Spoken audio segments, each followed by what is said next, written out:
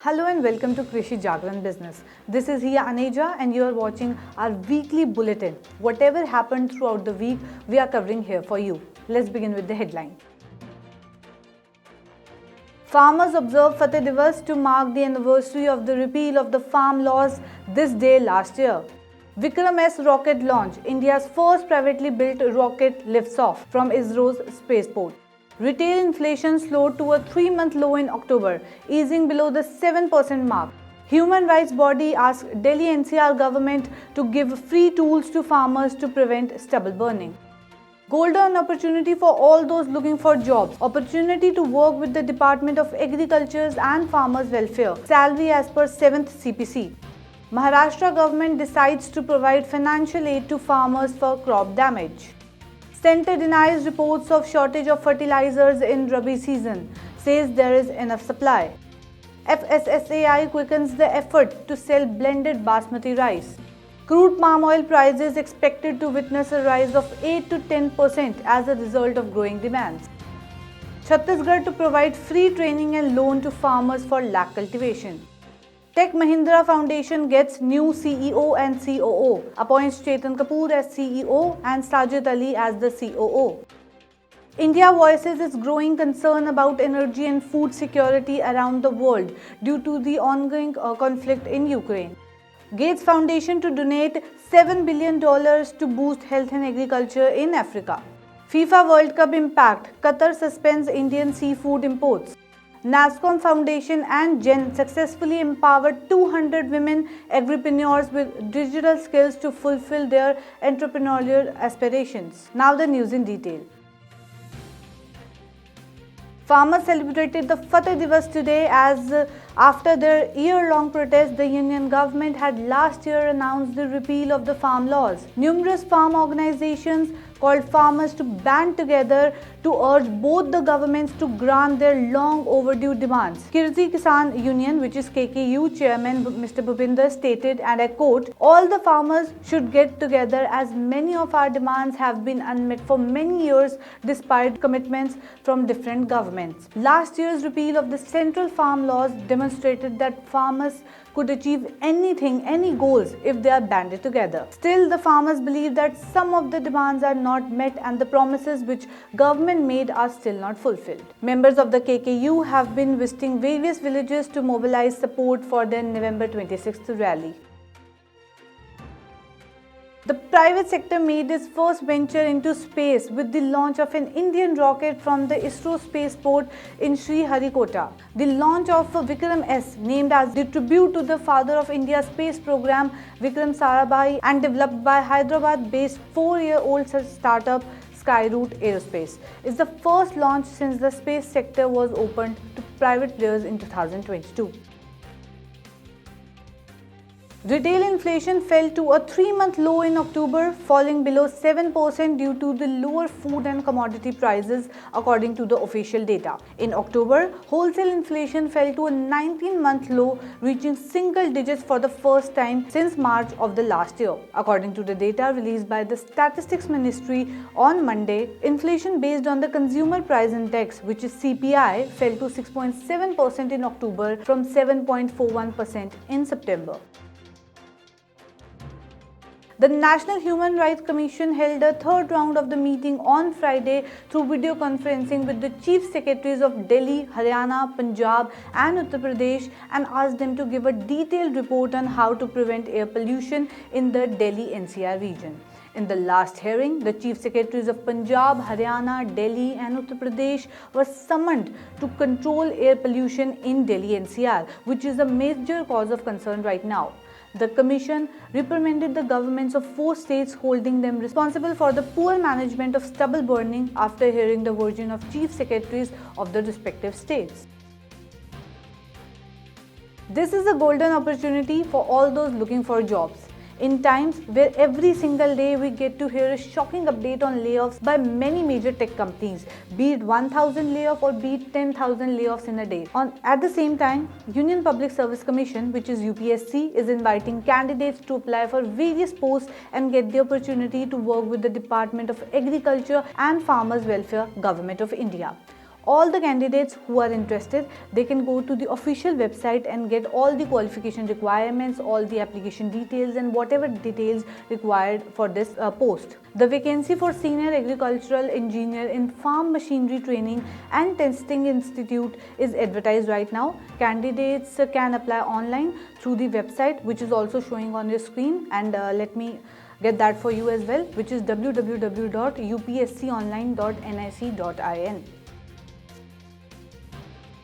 The Maharashtra government recently approved the proposal to provide financial aid to farmers whose crops have been damaged in rainfall between the months of September and October.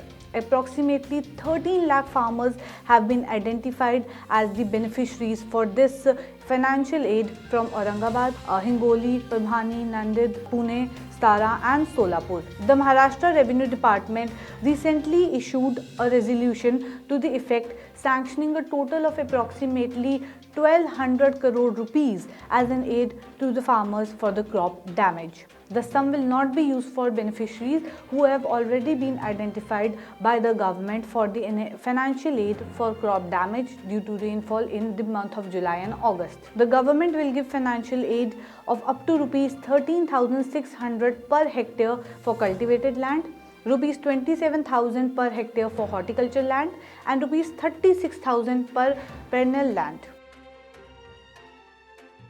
The centre recently said that there is sufficient availability of key fertilizers including the urea and DAP in the country for the ongoing Rabi season and has rejected the reports of shortages in Tamil Nadu and Rajasthan. According to the Fertilizer Ministry, the pro rata requirement of urea was approximately 57 lakh tons up to November 14, against which the government has ensured the availability of approximately 92 lakh tons. The sales of urea have been reported at around 38 lakh tons, it said. In the case of diammonium phosphate, the ministry has said that the requirement was approximately 28 lakh tons, against which nearly 36 lakh tons were made available.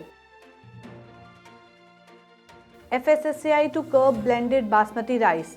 The decision announced on October 31st will prove to be a success factor for all the farmers by increasing their returns, while customers will benefit by being able to eat pure basmati. Domestic customers are currently spending more for basmati rice, with price ranging from approximately $100 to $250 per kg. According to the Thai Rice Exporters Association data, the global market price for 2% broken Indian basmati rice is $1,500 per ton. The FSSAI stated that it had sought input from authorities on whether the blended basmati category should be eliminated or allowed for 30% blending. The FSSAI has therefore decided not to have any upper limit of blending and delete the word basmati and suitably amend the labeling requirement. Thailand's premium jasmine rice is marketed with 98.5% purity, while Saudi Arabia and the UK do not allow basmati rice to be sold with more than 7% of the varieties mixed in it. Crude palm oil prices, which have been kind of volatile in the last 6 months, are expected to go up by 8 to 10% as the demand for the staple edible oil grows across countries. Crude palm oil prices, which are ruling at around $1,000 a ton, now witness a huge fluctuation this year due to the geopolitical issues, including the Ukraine-Russia war and Indonesia banning the export of crude palm oil and then redeciding the decision. The Director General of the Malaysian Palm Oil Board has suggested India to focus on increasing production in the existing cropping area. The Chhattisgarh government to provide free training and loans to farmers to promote the cultivation of lakh. A decision has been made to provide lakh crop loans with no interest in order to achieve this target, a state government spokesperson said. Lakh is also used as a folk medicine, as a hepatoprotective and anti-obesity agent as well.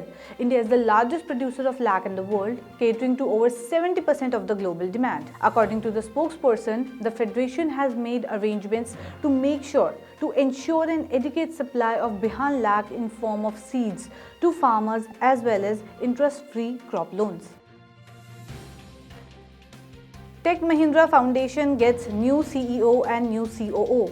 After the appointment, Chetan Kapoor, who has previously worked as the COO of the company since 2016, said, and I quote, "We will continue to rise to be an agile and purpose-led organization that derives social transformation in the communities we work with."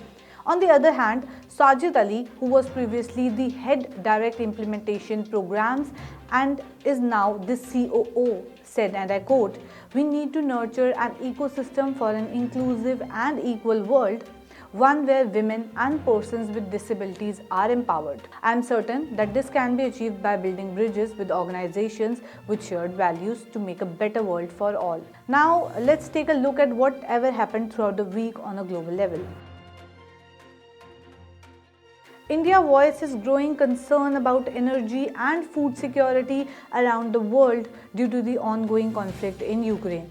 Addressing a UN Security Council debate, UNSC debate on Ukraine, India's top ambassador to UN underscored the adverse impact of the Ukraine conflict, especially on the developing countries. The latest UNSC briefing comes as millions of people in Ukraine are without electricity, water, or heating today following a wave of missile attacks that hit critical infrastructure in at least 16 of the country's 24 regions and in the capital, Kyiv.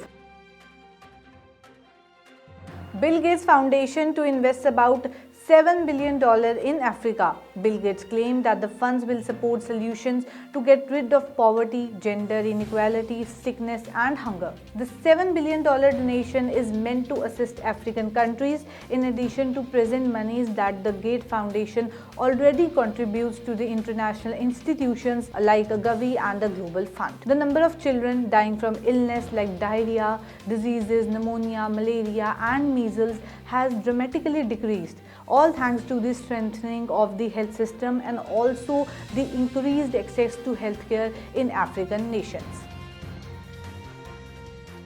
Qatar bans Indian seafood. Ban is ahead of FIFA World Cup 2022. The ministry has urged all the consumers that if they have recently purchased any fresh or frozen Indian shrimp in the last 3 days, they should immediately return them to the outlets, and if they are unable to do so, they would not be able to consume the shrimp. Shrimp should not be consumed. That is what the ministry has urged. They have also urged the consumers to visit their local health center if they have consumed such shrimp and experienced any symptoms of gastrointestinal infection. As per the sources from the industry, 6 Indian exporters' shrimp consignments were found to contain harmful bacteria. The West Asian market is extremely sensitive to such issues, and it has come as a complete surprise. NASSCOM Foundation and Gen, a global company committed to powering digital freedom through its trusted cyber safety brands including Norton, Avast, LifeLock and Averia, which are commonly known to us, have successfully trained women entrepreneurs in the latter and Osmanabad districts of Maharashtra, laying a solid foundation for rural women entrepreneurs in the digital economy. This initiative was made to digitally upskill over 200 women agri and agri-allied entrepreneurs to enable them to participate in the digital economy. 99% women entrepreneurs trained under the project are now able to use digital communication tools to boost their business, and also 100% of the women entrepreneurs have been successfully skilled on the digital front, digital adaptation, thereby giving them enormous opportunities to thrive through technology. So here is the agricultural quiz question. Which state among the following is the largest producer of chili in India? Here are the options. First, West Bengal. Second, Madhya Pradesh. Third, Rajasthan. And fourth, Andhra Pradesh. So you can SMS your answer on the mobile number 8800023204 shown on your screen and win FTB Organics discount coupons and lots of rewards. So that was all for this week. Keep watching Krishi Jagran and don't forget to subscribe to get all the latest updates.